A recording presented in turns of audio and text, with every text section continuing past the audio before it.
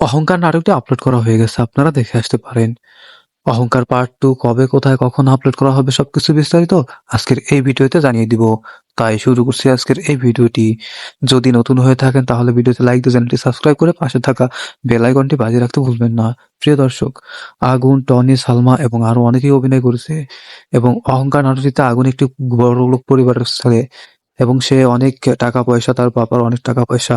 সে আজকে একজন কালকে একজন, এভাবে অনেকগুলো গার্লফ্রেন্ড তৈরি করে এবং একজনের সাথে সে সময় পার করে, সময় পার শেষ করলে আরেকজনের সাথে সে সম্পর্ক করে।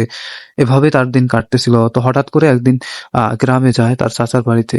তা সেখানে গিয়ে একটা মেয়ের সাথে প্রেম করে। তো মেয়েটাও অনেক সিরিয়াসলি ভাবে মেনে নেয়। কিন্তু হঠাৎ করে তাদের ভিতরে একটা দুর্ঘটনা ঘটে যায়। যেমন সে অন্য মেয়ের সাথে আবার প্রেম করে, সেটা দেখতে পেয়ে সে অনেক সময় বিষ খায় এবং বিষ খেয়ে সে মারা যায়।